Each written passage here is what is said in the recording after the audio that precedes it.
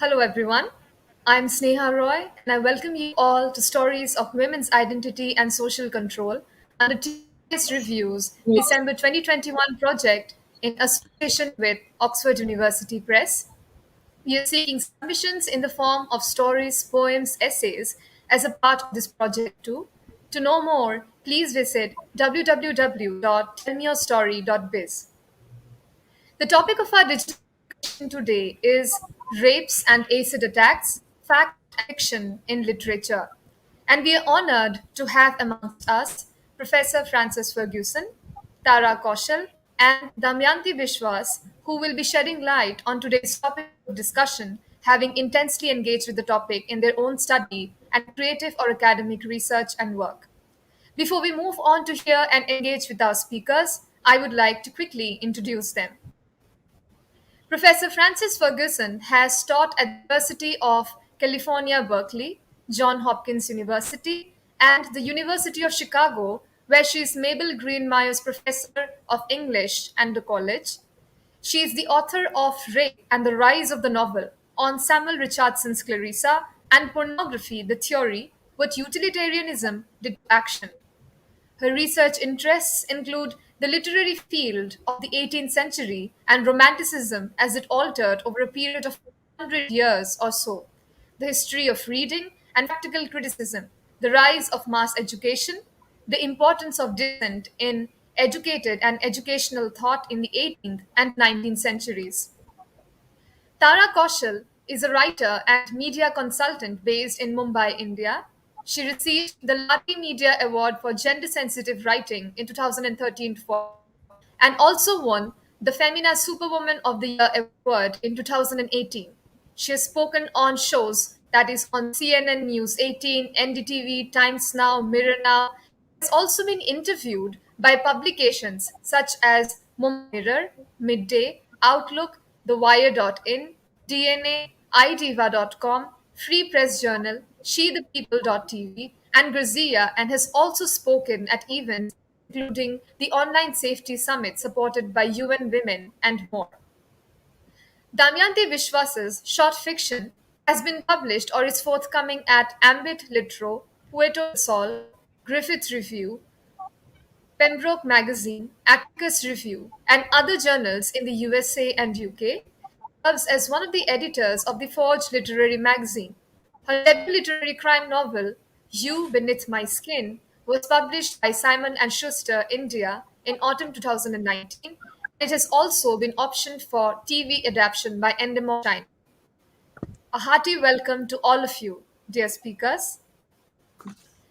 And to begin our session today, I would like to first welcome Professor Frances Ferguson to shed some light on today's topic of discussion. Over to you, ma'am. Thank you. I'm very pleased to be here with all of you, and I look forward to hearing the way the discussion unfolds here. What I'd like to do first is just to talk about Samuel Richardson's novel Clarissa. It's a novel that has a lot to say about rape, but it's more than 250 years old. So it's easy to imagine that it wouldn't have much to say for the 21st century. So I should probably recount some of the basic elements of the situation and the plot. Clarissa Harlow, as the novel opens, is the 18-year-old daughter of a prosperous family that hopes to ascend to the aristocracy. She is, as Jane Austen would later say of Emma Woodhouse, handsome, rich, and clever. She's refused 3 men who have proposed marriage when all of a sudden a man called Robert Loveless, a good-looking guy from an even more prosperous family, begins to court her. 2 problems immediately emerge. Loveless had first paid court to Clarissa's sister Arabella because he had been told about Clarissa, but had been told that her name was Arabella. And Loveless had gotten in, and so had started out making it look as though he was really interested in Arabella. And Loveless had gotten into a fight with Clarissa and Arabella's brother James when the 2 men were at university.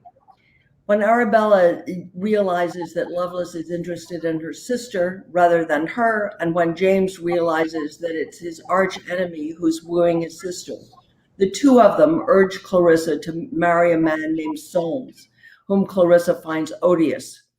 Clarissa repeatedly refuses and volunteers to live single forever rather than to marry Solmes, and her family becomes more and more incensed against her and say that she must be in love with Loveless to be so adamantly opposed to marrying Solmes. That sets up the isolation of Clarissa from her family. Now, Richardson structures the novel around two different sets of letters. The first are letters that Clarissa and her closest friend Anna Howe exchange. The second are letters between Loveless and his closest friend, Robert Belford. In the early part of the novel, Clarissa and Anna are the main speakers. Clarissa and Anna complain to one another about the behavior of their families, and Clarissa reports to Anna that she's carrying on a forbidden correspondence with Loveless. Meanwhile, Loveless, who's paying a servant in the Harlow household for information about everything that's going on there, continually stokes Clarissa's fears of violence, further violence, between him and her brother James. Mainly confined to her room and refused the company of her parents, Clarissa decides to rely on Loveless to escape and then regrets the decision. Unfortunately for her, however, the servant Loveless has bribed starts sounding an alarm when she thinks that she's going to tell Loveless she's not going with him, and Clarissa is startled into going off. As you can tell from the summary of the early part of this very long book, almost 1 million words in its shortest version, this is a novel that combines rape in the old sense of abduction and rape in the sense of an act of sexual violence. About 2/3 of the way through the novel, Loveless drugs Clarissa and rapes her when she's unconscious. In the pages that lead up to the rape, he has repeatedly talked about both his love for Clarissa and his hatred of her family, and he gaslights her by continually hiring various people to impersonate friends, relatives, and servants. In the brothel he takes Clarissa to in London, saying it's the boarding house of an honest widow, he sets the prostitutes as guards on her to keep Clarissa from escaping, and he develops elaborate schemes to track her down and recapture her when she does eventually escape briefly.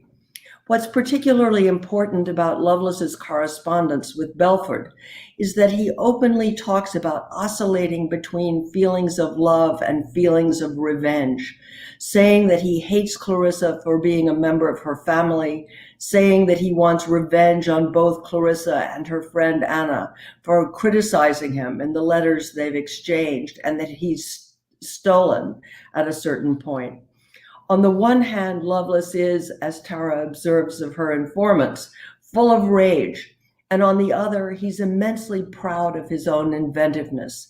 He compares himself to Ovid as he gives new names to the people he's hired, and compares himself to Julius Caesar as he thinks about the military campaign that he aims to complete by triumphing over Clarissa, by raping her. He's constantly writing to Belford to tell him what complicated and brilliant plots he's devising and implementing. Though he and other people call him a rake, he imagines himself to be such a committed rake as to be heroic. This is not just a casual way of behaving, it's a committed way of life. Just before and just after Lovelace commits the rape, his mood swings wildly. On the one hand, he's proud that he's able to manufacture so many artful touches. He tricks messengers carrying letters from Anna, and he convinces the women in the house that Clarissa temporarily escapes to, that he and Clarissa are already married. He congratulates himself and boasts that he's the greatest purveyor of fake news in history. Just before and just after the rape, however, Clarissa realizes that the people whom Loveless has introduced her to are not the people he says they are. He's hired a man to pretend to be a friend of her uncle's who might arrange a reconciliation with her family. He's hired two women to pretend to be relatives of Lovelace's, but who basically kidnap her again and return her to the brothel. Yet, in spite of Loveless's intense campaign of disinformation, Clarissa claims the right to control her own body and mind. She refuses to allow fear of public opinion to force her into keeping up appearances and accepting Lovelace as a husband. Moreover, various people whom Lovelace has recruited as agents choose Clarissa over Lovelace. Belford, that man I identified earlier as Lovelace's closest friend, meets Clarissa and almost immediately writes to urge Lovelace to cancel his plan to seduce or rape Clarissa. And other people whom Lovelace has hired for his fraudulent scheme are so impressed by Clarissa's very being that they either resign their roles or beg Loveless to stop his contrivances. From early in the novel, Clarissa's brother James calls her violence, and Loveless, after the rape, uses that word as a recurrent epithet that he attaches to her name. But when Loveless isn't complaining about Clarissa's pride and intractability, he says that she has such fortitude that she would have been a hero if she had been a man. What makes Clarissa heroic is that she neither tries to forget that she has been raped, nor to encourage violence in response to it. Having been ensnared by fears for and of her family, she refuses to participate in a revenge cycle that would draw other people into the circuit of pain that she confronts. So once she escapes for good, she writes, both to be as candid as possible with herself about the ways she has exposed herself to Lovelace's depredations and to take full possession of herself. Richardson repeatedly has Clarissa refuse litigation with her family for the property that her grandfather left to her, and she speaks against her relatives revenging themselves on Loveless. Clarissa's heroism is to achieve such clarity about her situation that she doesn't worry about public opinion or, for that matter, public justice. She refuses the mousetrap that Loveless had set for her in encouraging her to think about what other people might think about her having gone off with Loveless in the first place. She refuses to accept the idea that marriage would launder the crime of rape. In insisting that she's injured in her own eyes, she achieves a rebellious pacifism, declining to make up with Loveless and to make her life into a stage set for public viewing. Loveless has an ancient model of heroism. Like Alexander the Great, he insists that other people be sacrificed to his pride. Clarissa's heroism is a pride of self-respect, an assertion that she must be free to control herself. Thank you.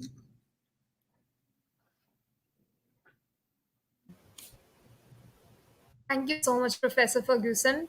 It was a really insightful talk, and we really got to know a lot about how this whole gender dynamic and this whole angle of sexual violence plays out, and this whole dynamic of power plays out in the novel that is Clarissa. And of course, we will get to talk a lot more about it in the question answer segment. But as of now, I would like to invite who is Tara Kaushal. And Tara Kaushal had been working full time on this project of Why Men Rape since 2017. And in 2020, her book, that is Why Men Rape, an Indian Undercover Investigation, was published by HarperCollins. And this book is why she is here today, which would definitely have a lot of insights to provide us on today's panel discussion. And I'm sure that ma'am too would have a lot more to provide on how did she work on this book and what all did she gain and experience from while working on this book. So over to you, ma'am, and welcome. Ma'am, you are on mute. Hi, everyone. Thank you for joining. And thank you, TMYS Review and Sneha, for having me. Today, I will discuss in particular the way rape, which is my area of expertise, is depicted in literature. I apologize in advance for this heteronormative conception where I discuss the rape of cis women by cis men. I do not believe I am qualified to discuss violence experienced by queer people, nor its depiction in literature.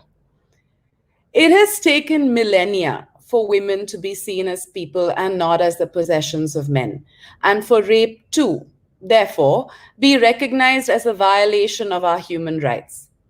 Literature is a product of its time and largely a product of men's pens. And so it can be said that there is millennia of literature that reflects misogynistic, sexist, and patriarchal attitudes towards women and interpersonal relationships.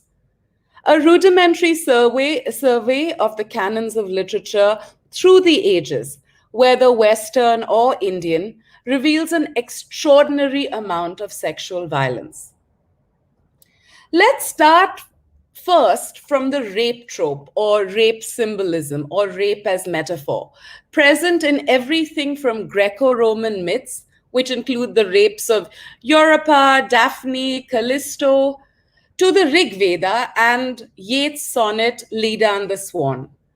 Dr. Vidya Kamath, a legendary mythologist who studies and teaches ancient Indian cultures, tells me the eyebrow-raising story of an important god, Prajapati, attempting to mate with his daughter in the Rig Veda.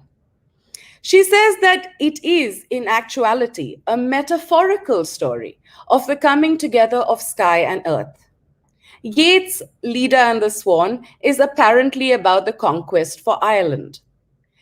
As has happened across history, cultures, and literatures, female rape and female rape victims are fashioned as collateral damage on the way to some other, much more important point. In the history of the Western novel, there is the near absence of female writers, the female voice, of Shakespeare's sisters, so to speak. The canon of the Western novel stands testament to the male gaze towards women and interpersonal relationships on many, many levels. Men are sexual scorekeepers, women are sexual gatekeepers. Men are powerful, women are disempowered. The line between sex and violence is blurry and bendy, even when written by female authors. Take, for instance, the 1972 best-selling romance, and I use the term romance in inverted commas, the book The Flame and the Flower by Kathleen Woody Wiss. In it, the orphan heroine, Heather, is out and about one evening in 19th century London when a man attempts to rape her. She kills him and runs, getting lost near the London docks. There, the hero, Brandon, the captain of a ship, mistakes her for a sex worker, captures her, and sails off with her. Brandon rapes her, whereupon he realizes she's a virgin.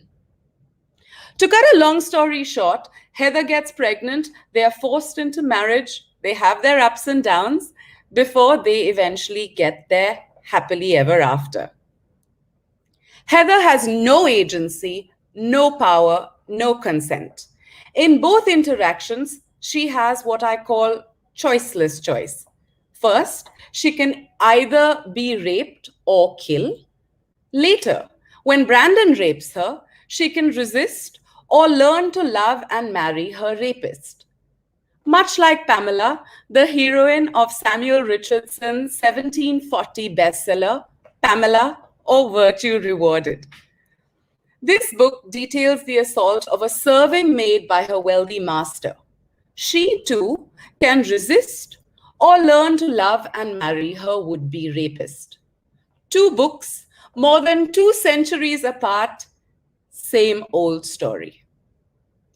Most novels capture men's voices, their justifications. In Disgrace, J.M. Coetzee's rape-filled novel, rape takes many forms, and it means many things, and includes its denial. The character of David Lurie, a 52-year-old professor, describes the sex he takes from his student, Melanie, as such.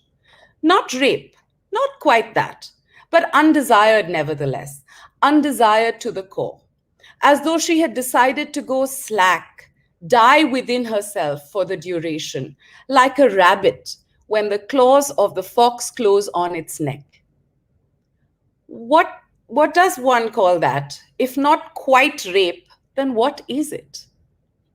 And time after time, violence against women in literature is presented as just another plot point in a narrative that is primarily about men.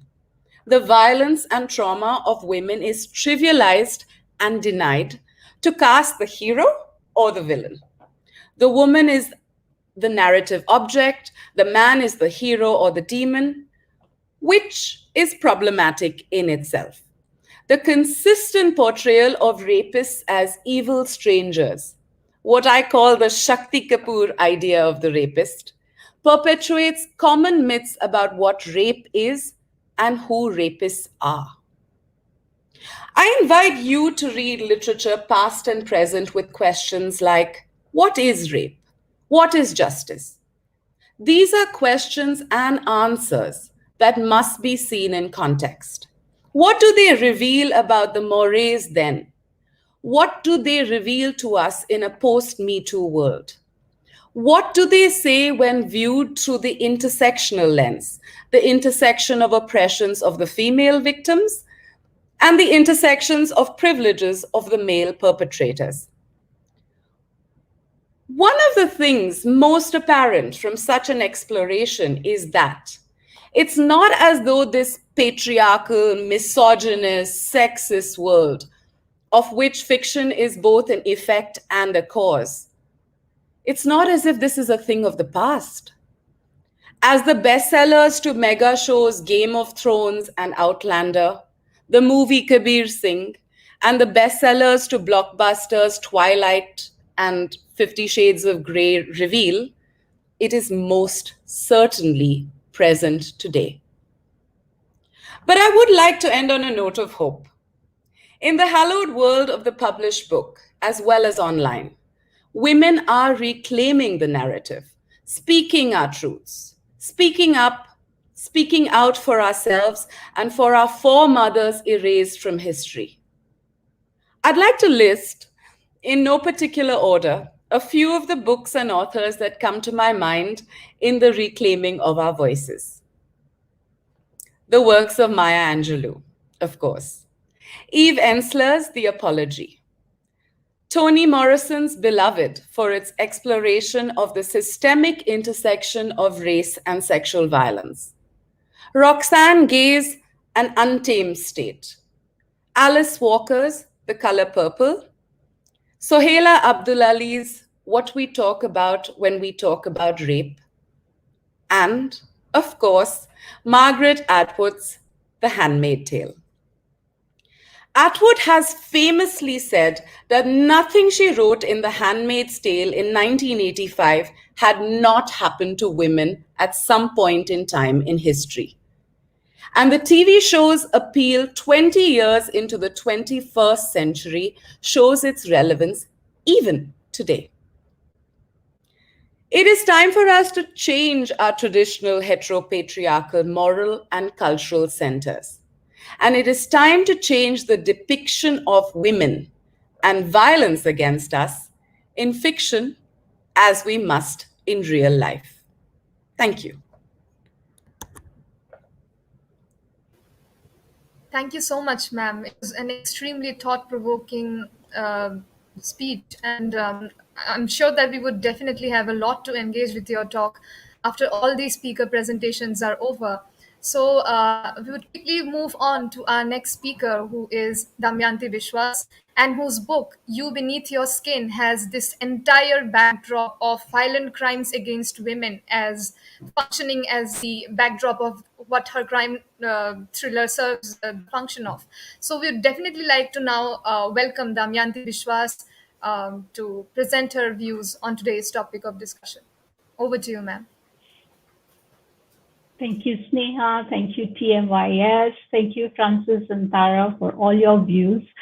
And to me, I think I'll just take a very personal angle to all of this because piggybacking off what Tara was saying just now about how fiction across the ages has had these tropes of violence against women, of rape used as a metaphor, of somehow polishing off, the downplaying the politics of sexual violence. All of it has happened because I think literature down the ages has been written, a whole lot of it has been written by men. It is the product of patriarchy. And even when, now that it is being written by women, in some ways misogyny gets internalized because all of us women are also part of this society. And when we begin writing, a lot of us kind of fall prey to the same tropes because that's what we have read. So when I first started writing You Beneath Your Skin in 2012, this was just after what we call the Nirbhaya rape case in India, the very infamous gang rape of Jyoti Singh that happened in that year, I think December of 2012. And that's when I had started writing that novel. And I think a lot of it came from my own personal experience in Delhi, of feeling unsafe in Delhi, of once being nearly pulled into a black van that stopped in an alley where I was working. My background was in fashion, so I used to get embroideries done in so-called alleyways, which are unsafe for women. And all of that experience kind of started flowing into the writing of my novel. And at the same time, I was volunteering for this organization called Project Y, which works for the upliftment of underprivileged women and children in New Delhi. And as I was doing these two things parallelly, writing the book in 2012 and also going back and volunteering, I started kind of drafting the novel. And I realized after I'd written the first draft and when I started getting the critiques is that in some ways, violence against women was becoming a trope in my novel as well. So that is something that I experienced firsthand because I realized that I was kind of reducing violence against women to exactly a plot point. So that would become like the fuel which would kind of drive the story, make it kind of a revenge narrative. But then I realized that the woman in the story did not have the agency, did not have the power to kind of step back and, push back and say, hello, excuse me, this is injustice. So I kind of tore apart that novel, that draft, and more drafts and more drafts. The novel went through about 15 drafts. And I realized that I needed something that made the violence against women to be made visible because the way I was kind of handling rape in the novel, I was like, this is kind of reducing the entire experience, reducing the trauma, and make it like, this is the third midpoint, this is the 3/4 point. So what I did was I started researching. I read this book called Beautiful, which is about an acid attack survivor. And that led me to think about acid attacks in India. I started researching on that. I went into volunteering with Stop Acid Attacks, which is even now it is an organization that works for the women to protect women against. It's a campaign against acid violence, and I started working with them. Started listening to their stories and started kind of trying to narrate them without appropriating them, which kind of became a huge conflict because then came the question, who am I to write these stories because these are not my stories.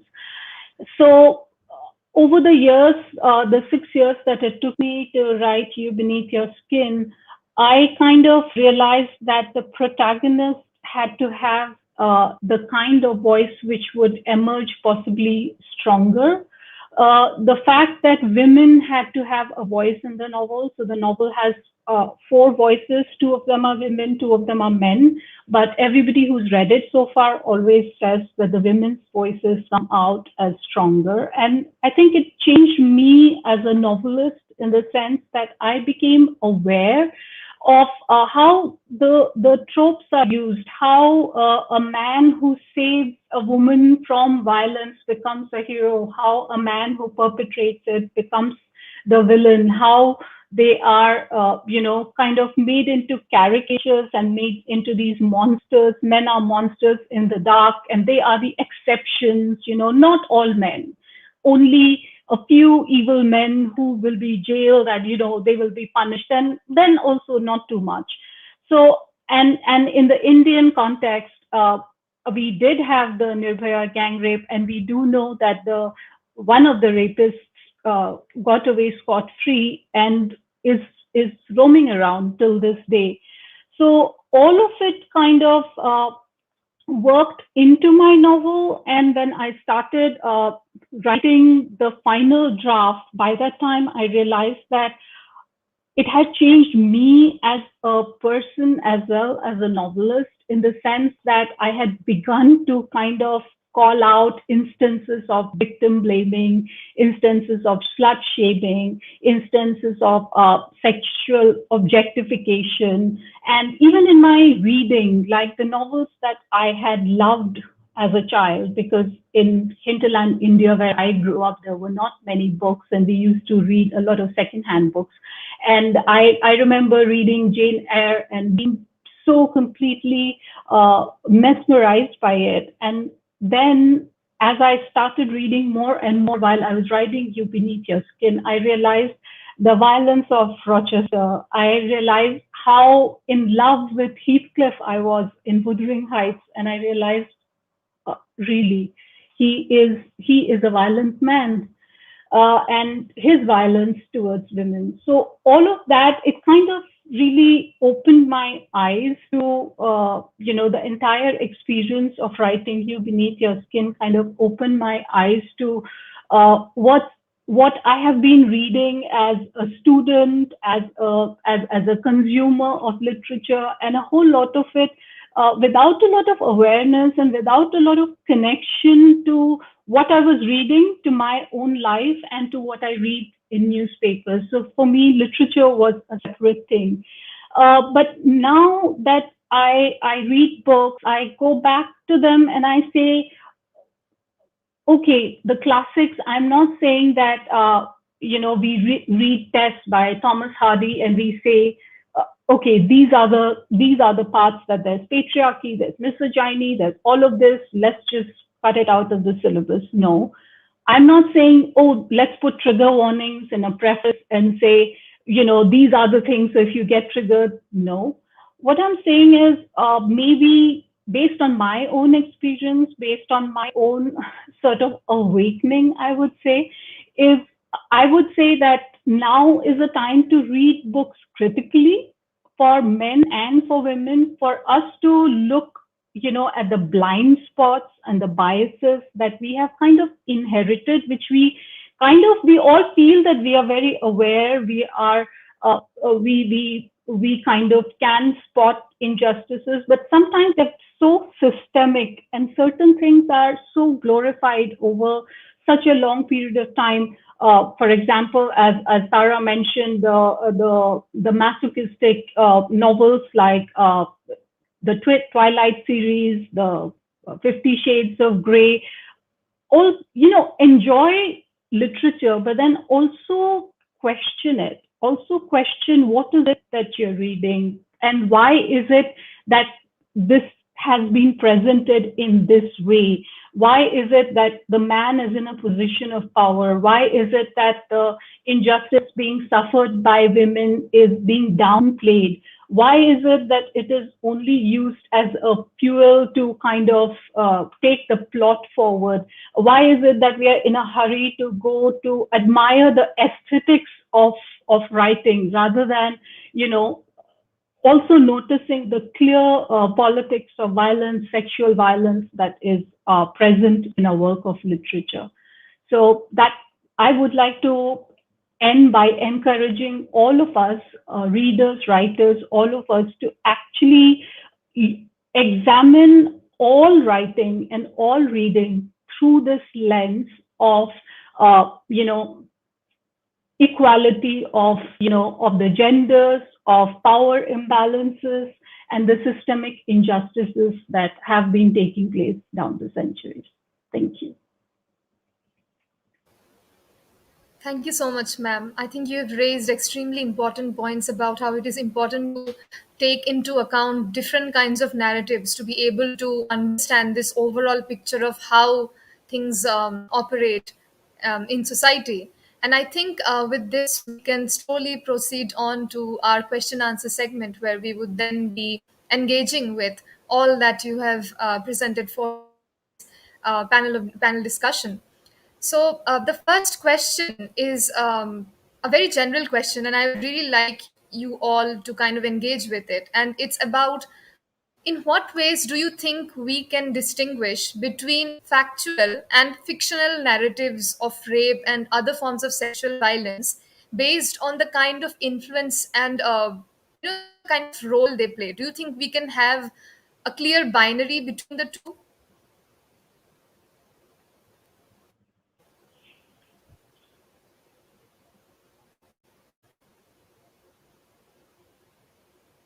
Ma'am, I think you're on mute. Sarah, you're muted. Yeah, I'm not certain I understood that question. Do you mean rape myths and the false rape complaint, or you're talking about No, no, rape ma'am. in literature versus Yes, rape in yes, in reality? literature. In literature. Right. I guess that one of the things that I've been struck by as I've reread Clarissa is the extent to which it helps to make clear the ways in which the world that we're encountering all the time involves a great deal of fictionality and a great deal of coercive information. And so all of the things that Tara and Damyanti were bringing up seem to me really important in a time in which we're all aware, not just of violence against particular groups of people, but we're aware of a kind of radicalization that's going on in lots of different directions because people believe things whether or not we believe those things. And I guess that that's the issue that has really loomed largest for me as I've reread Clarissa, because a, it did solve one kind of problem of perspective in the novel by just using these letters and by having the guy who is the kidnapper and rapist, Loveless, present himself in one way to Clarissa and in a completely other way to his friend Belford, so that we are never in the position of thinking, oh, maybe this guy is right. And it seems to me a really extraordinary thing because it managed to take the plot that Tara was talking about from Pamela and completely undo it and say, you don't want to create a world in which you're turning life into a kind of stage set and requiring someone to conform to it. And that is sort of what happens in Pamela. Yeah. But Richardson was really eager to have all of these people who were in league with Loveless kind of drop out of the plot and say, we're with her, we're not with you. So it's a very radical thing. And Richardson absolutely refused. He was publishing the novel serially and reading out parts of it to a group of women who were close friends of his. And most of them begged him to have Clarissa marry Loveless. forgive Loveless, marry him, and make everything come out all right for a happy ending. But he absolutely refused. And it just seems to me that it's a kind of thinking about this novel helps us to understand why it's really hard for us to read something like Lolita now. Because it's so much from the perspective of Hunger and is so much trying to capture, Justify. yeah, and to capture his belief in his own love. Yeah. And refusal to see it as anger and violence. Absolutely. And I think we have this very often. So much is told from the male point of view. So much is justified from the male point of view. And we see it all the time. We see it in rape apologists when, women are used, violence against women is used in plot devices, and it emerges over and over.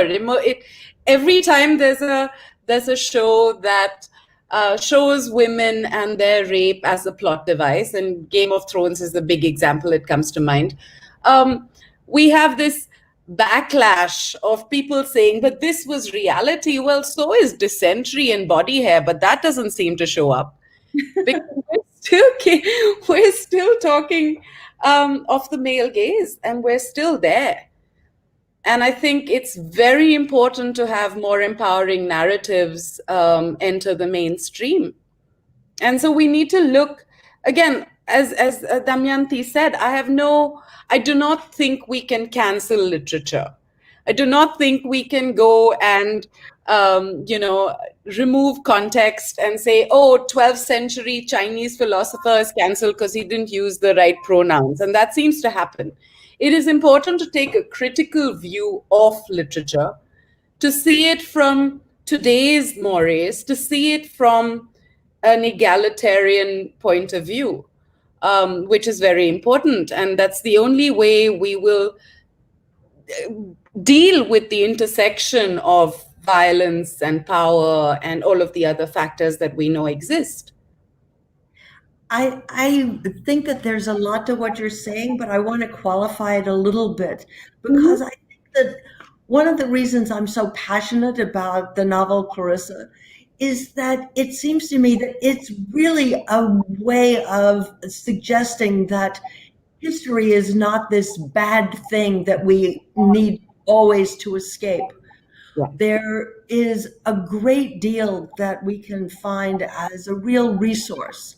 And because Richardson makes a point of having Clarissa leave her letters to this former friend of Loveless's, Belford, and to her friend Anna, for them to edit, they become this kind of extraordinary reading event for other people, supposedly in their moment.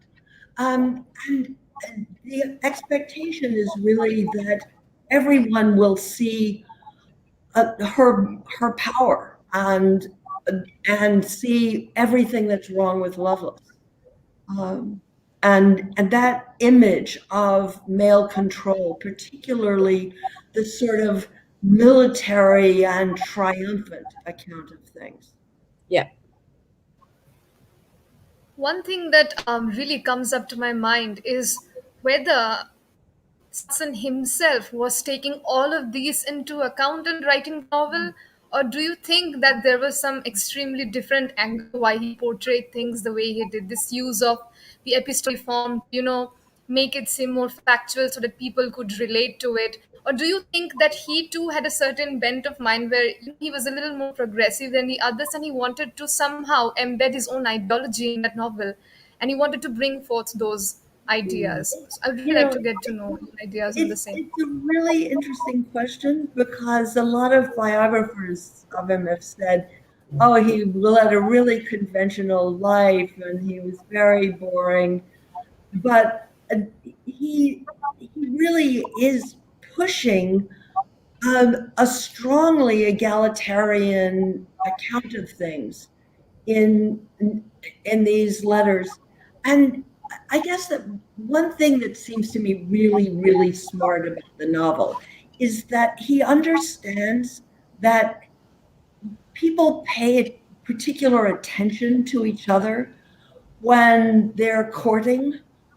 They listen to the other person's words. They try to interpret them, figure out what they really meant.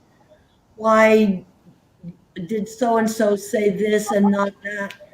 Oh, that gives us a sense of how our very attention is something that can actually play us wrong, because we can start paying attention in the wrong ways or to the wrong things and the wrong people.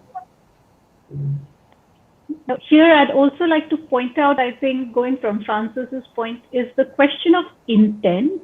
The authorial intent is very important, and that sometimes is clear to the reader, sometimes it is not. But coming from the other side of the picture, I think it is for an author, especially in the genre writing like romance, like not literary writing, where you are not writing to provoke thought, but where you're writing to provide escape. Genre is very clearly you're writing to provide escape.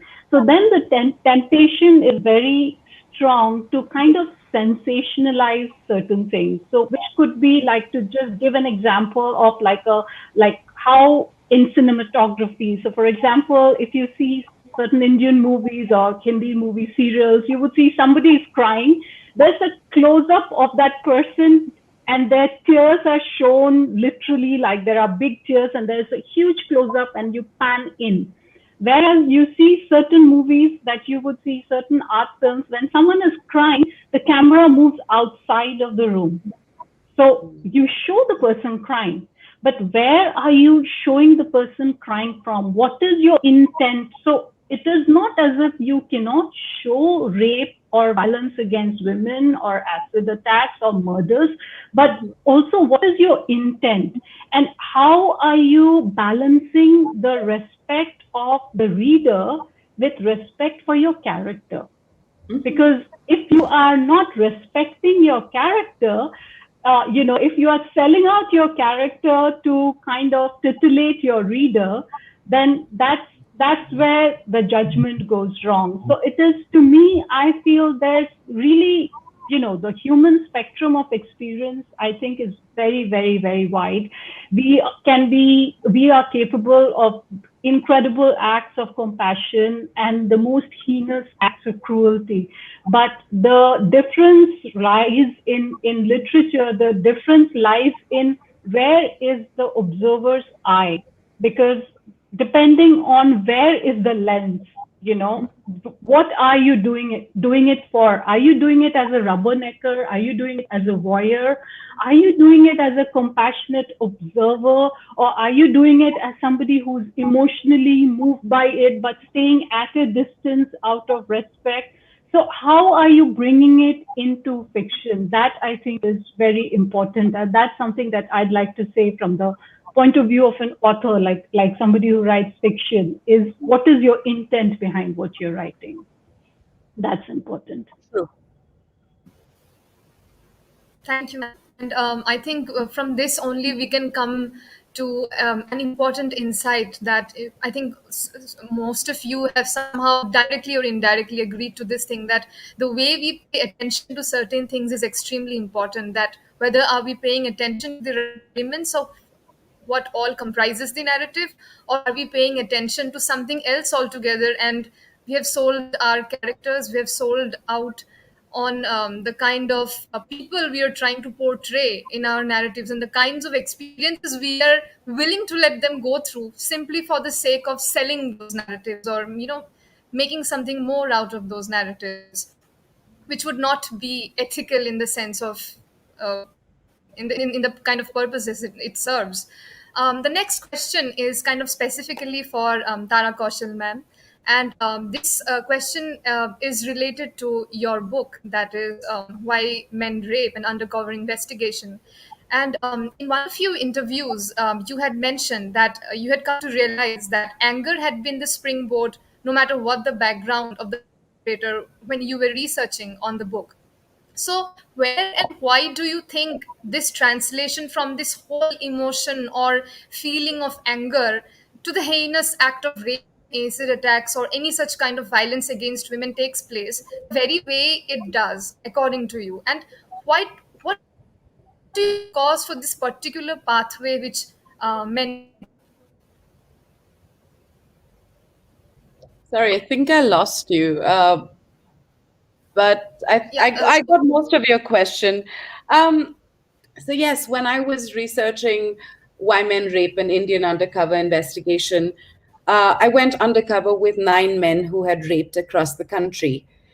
And to me, across the board, anger seems to be one of the most important emotions that men across social class, and I'd presented my book through the lens of social class in India, but across the board, I felt that anger was definitely um, on the rise. Um, and of course, going back to rape, to conventional rape theory, there's power, anger, and sex as your primary reasons for rape.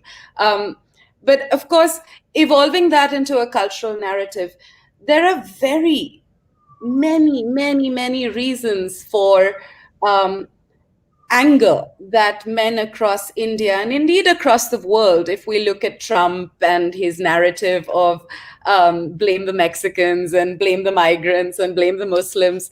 But there seems to be a lot of anger in the world in general, with men in the world, exacerbated by COVID, for sure. A lot of the economic disempowerment, all of that that men across the world are feeling has been exacerbated by COVID.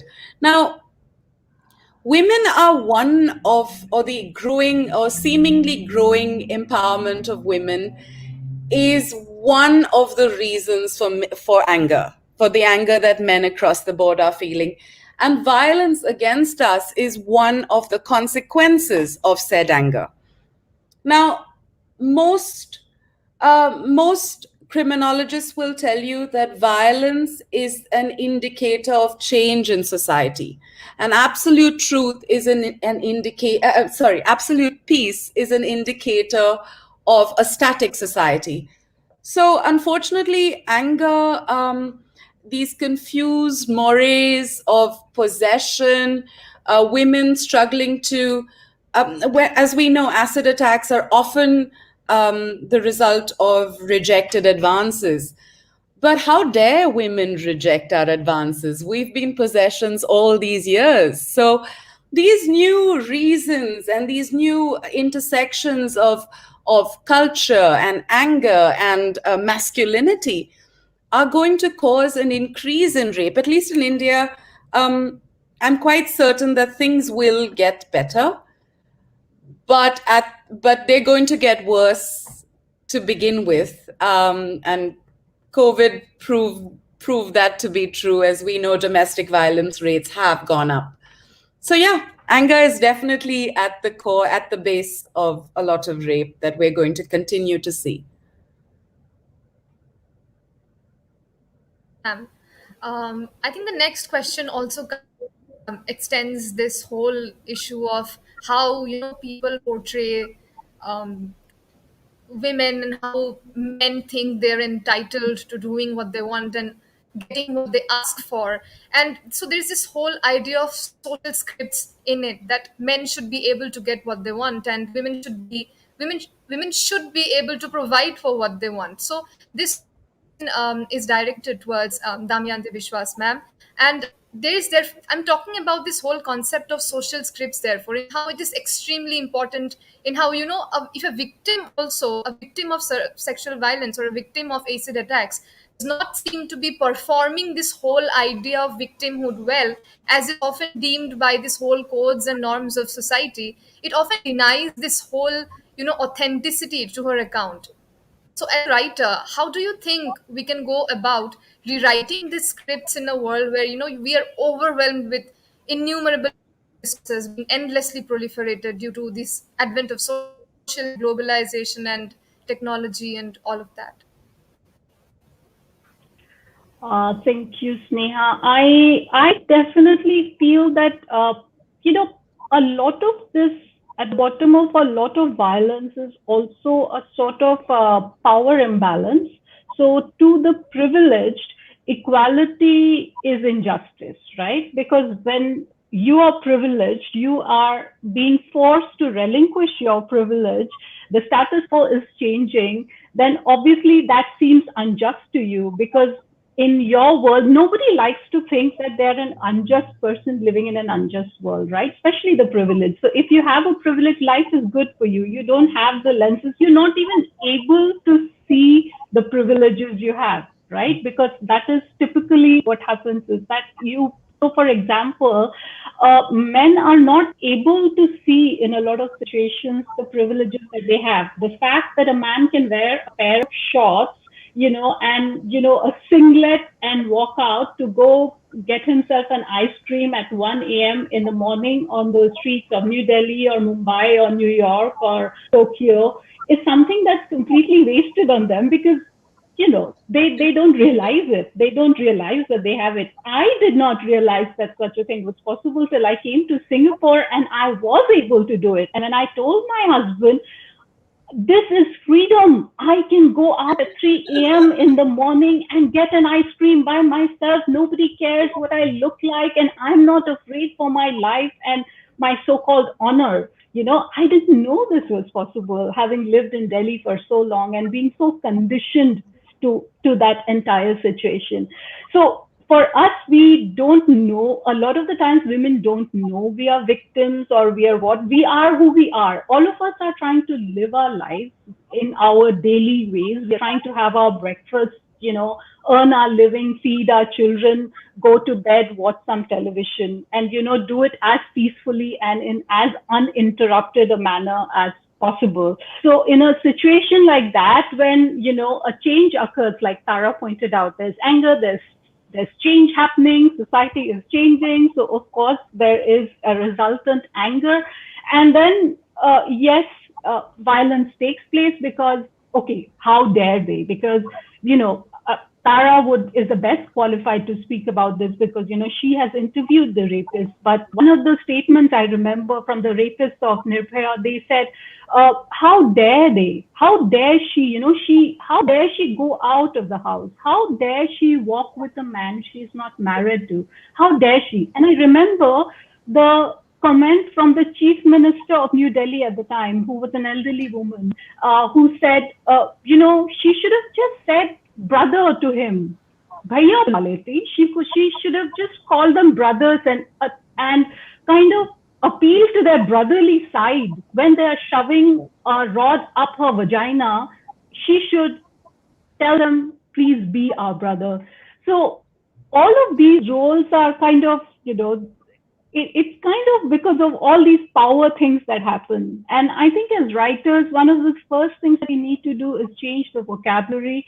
For me, I do not ever use the word victim, because to me, I feel the word victim kind of, it makes a victim out of you. So no, to me, I would call an acid attack survivor. They're not victims. They are survivors. They're like, in your case, one of the things I remember, one of my friends, an acid attack survivor, Rani, she said to me, Didi, dekho, if this had not happened to me, Didi, Frances is an elder sister, so she's calling me an elder sister, because I'm by age older than her, but she is, I think, far older in experience and wisdom. And she said to me, if this had not happened to me, I would not have been able to come out of the house. I wouldn't have the voice I had today. This is a woman who has 18% vision in her eyes, 1/8, and she is not able to wear a pair of glasses without wearing a cap, because she doesn't have one ear. So this is the woman, and she is telling me, see, if this had not happened to me, this is a good thing that happened to me, right? If this had not happened to me, you know, I would not have the voice I have today. I come on Instagram lives, I give interviews. So this is what a woman's situation is, right? So yes, she's a survivor, but also, when you hear something like this, for a woman to go through this and say this was a good thing, that shakes you up, doesn't it? So as a writer, I think you have, I guess, depending on the sort of writer you are, you have two jobs. I think one is to kind of hold up a mirror to society and say, okay, this is what's happening. And two, I think, is always to keep a mirror to yourself and be able to meet yourself in the eyes and say, okay, what I'm writing is because I feel that at this point of time, this story, I'm the best person to tell it. And I can do justice to the story and look myself in the eye, in the mirror, and say, yes, I can do this. And this is the best I can do, and I'm the right person to do it. And if I'm not the right person, like for me, for example, I don't think I'm the right person to have written You Beneath Your Skin, which is why the proceeds of You Beneath Your Skin are all going to acid attack survivors and all to Project Y. So, there's no you cannot profit from someone else's pain and trauma, but that's what a writer has to do, right? A writer has to write for the right reasons, and a writer has to choose their words very, very carefully. So not victims, survivors. Thank you so much, ma'am. I think it's a very insightful answer, and it provides us a lot of, uh, fodder for trying to think through all these various complicated things that we need to work through when we indulge in or engage in. Engage would be the correct word. When we engage in any kind of such responsible work depicting sexual violence or talking about sexual violence or acid attacks or anything of that sort. My question is directed towards Professor Ferguson, who had already worked in great depth. That is how raves can be, connected to the rise of the novel, and also talked in great depth about this whole idea of consent and how consent had been formulated in the earlier times and how things have changed and how it also figures into this whole idea of how it figures into the whole popularity or the rise of the novel.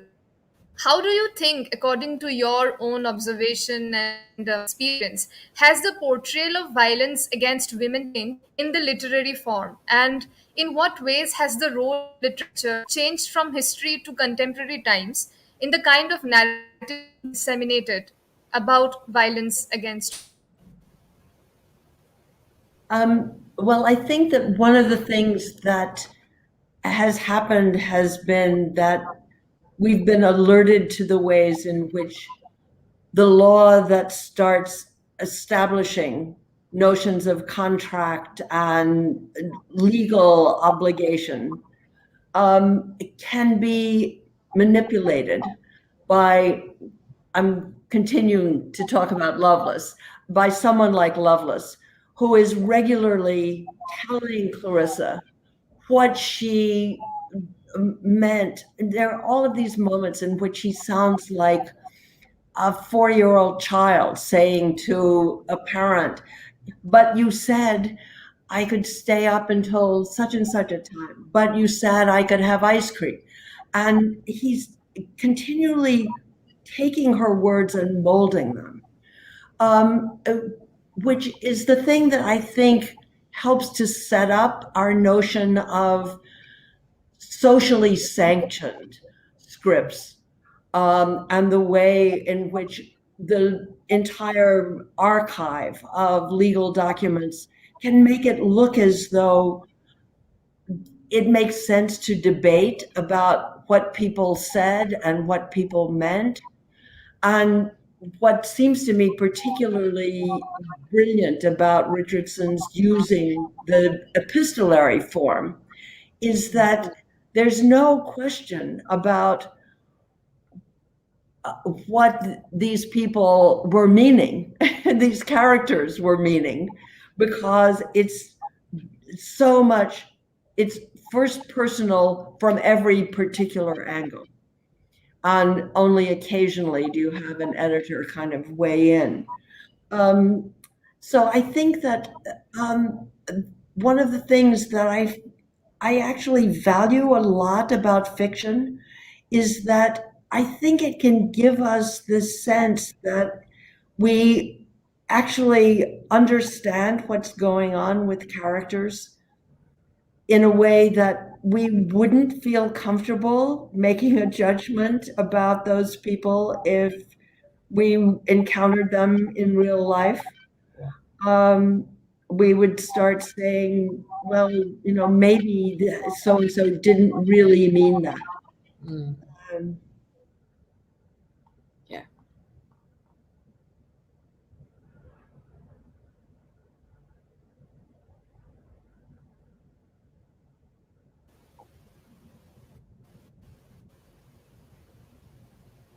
Is Ferguson frozen or is my screen not no, working? no, I think I've just stopped. Okay. Okay.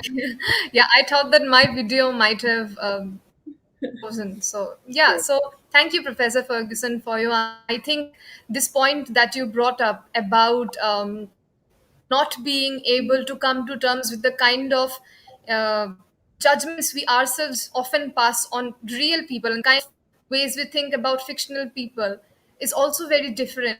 And that is a very important point that you have brought up because it exposes the kind of prejudices we often have against are very much grounded in the real and the kind of think of people who are not really related to us or whom we think of without thinking through in terms of the many social prisms that they are grounded or can be located in.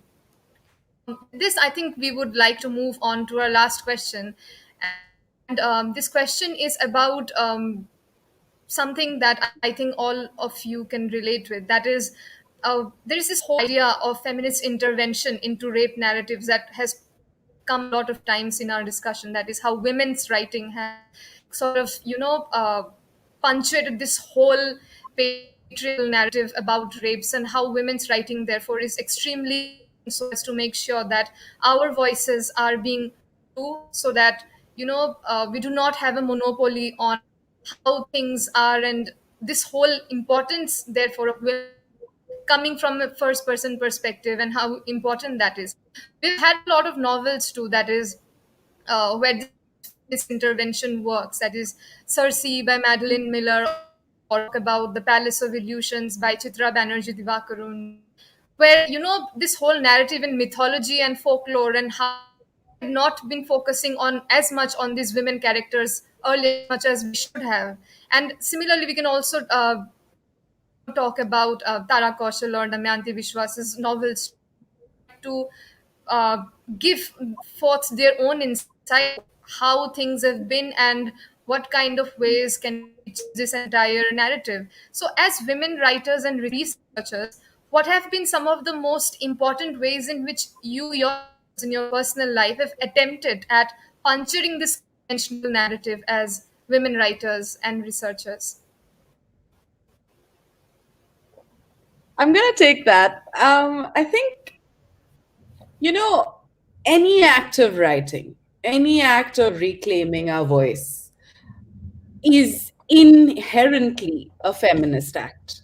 It has been denied to us for centuries.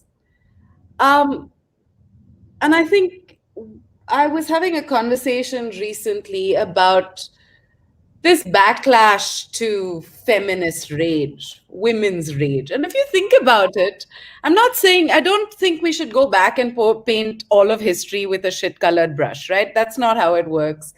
But we do have more freedoms today.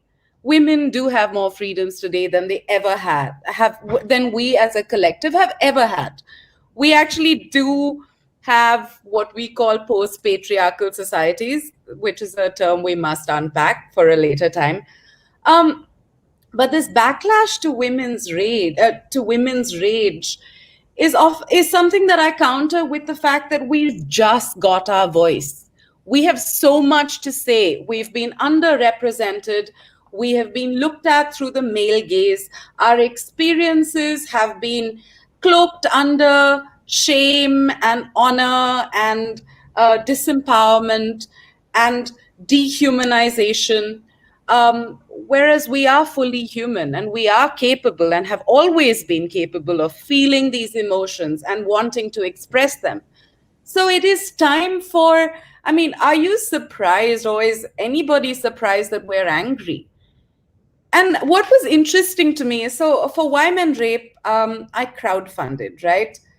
And what was interesting to me is that a large percentage of the funding that I raised online was from women, older women with daughters. It was just something I played around with and found out on Facebook, because it's all very well for us to look at our lives and say, okay, Damyanti and I were both in Delhi. It was horrific.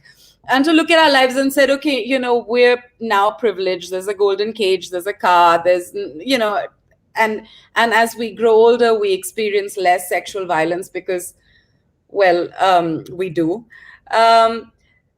But it's interesting for us to look at our lives and say, okay, now it's good. But I think women, or we know the truth of our experience, and we do not want our daughters and the future generations to experience it. So it's time we start calling it out. It's time we start working towards it. And fiction and language is both an effect and a cause of what we experience in society. So it is time for us to reclaim that narrative. And I see it online. But the more we reclaim our narrative, even online, the more rage we will cause the misogynists, the more anger that will be directed against us. So, I mean, we just have to be prepared for the backlash, but I don't see any way around this. This is part of what we've got to do, part of the labor to break the cycle.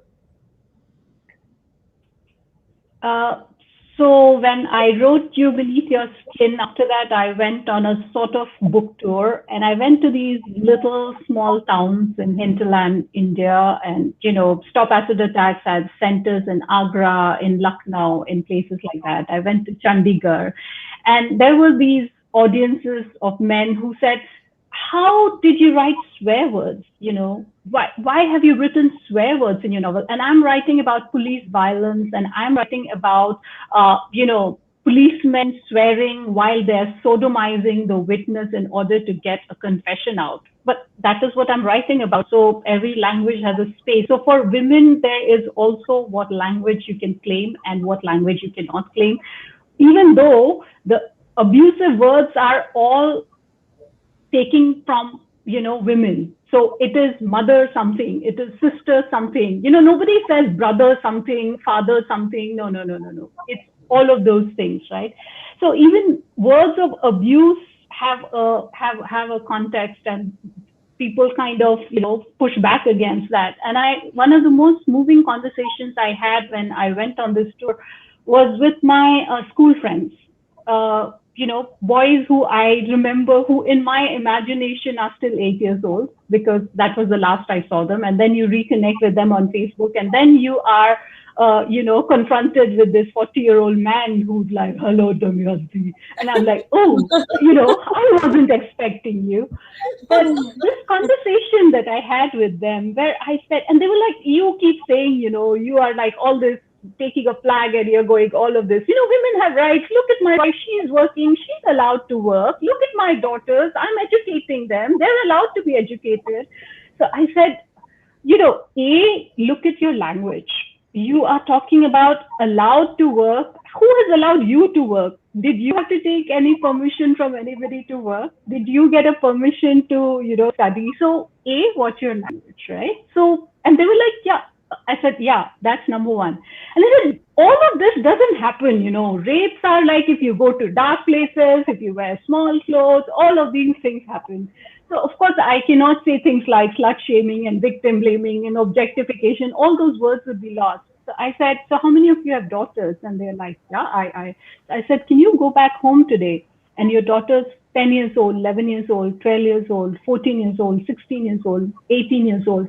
Ask them. ask them, have you ever had a conversation with your daughter saying, when you walk down the street, do you feel safe? Do you feel that you don't have to watch your back?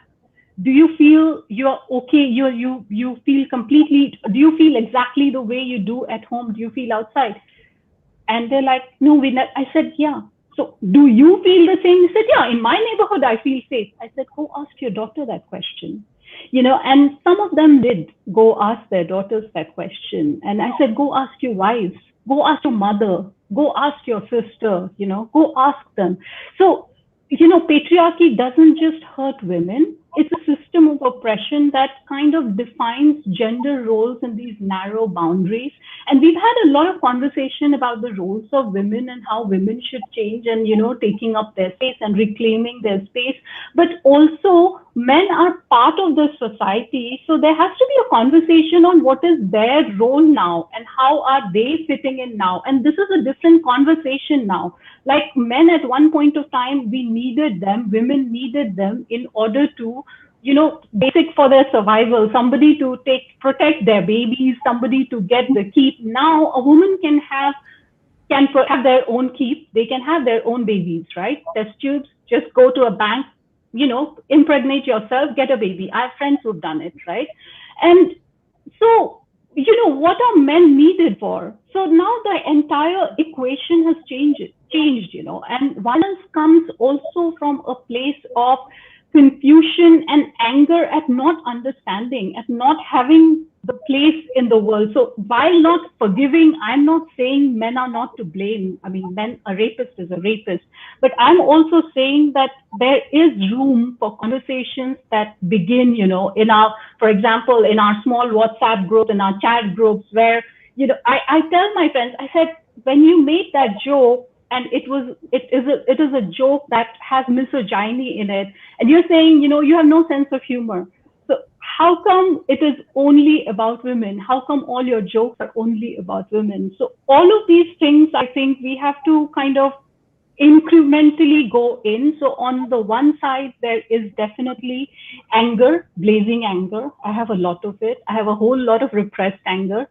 But also on the other hand, I have to also say that, conversations. Yes, I can slap people, and some, they do deserve slapping. And if I, my eyes would perpetually be on the top of my head with the amount I roll my eyes. But then there have to be conversations, right? And some of the best things that have happened is I remember an elderly white man, and they're at the top of the patriarchy totem pole, right, so to speak. And he came back and he said to me, Damyanti, this was the first time I experienced what it was like to be inside a woman.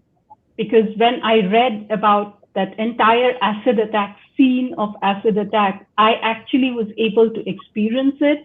And it kind of has changed my outlook and the way when me and my girlfriend had a conversation. So, it all begins, I think, from all these small things. You begin with those conversations, you begin with education, of course, you begin with rage, you begin with systemic change. But, that if you see the darkness in this world, there's always room for despair, but you have to hold on to the light. That's what it is. Thank you so much, ma'am. Would Professor Ferguson like to comment? Um, just to express my admiration. It seems to me that one of the things that we're all conscious of right now is the intensity of animosity that it's easy for all of us to feel against people who seem to be refusing to recognize us. And I think that one of the most interesting developments in language recently has just been our alertness to the importance of changes in pronoun usage and just recognizing that one of the things we should all be doing all the time is trying to figure out whom we're talking to. not just talking, but who's in this conversation with us. Um, and that sometimes means, as Damyanti was saying, finding a fictional voice that will make it possible for you to reach someone you only meet after the fact. Thank you so much, Professor Ferguson.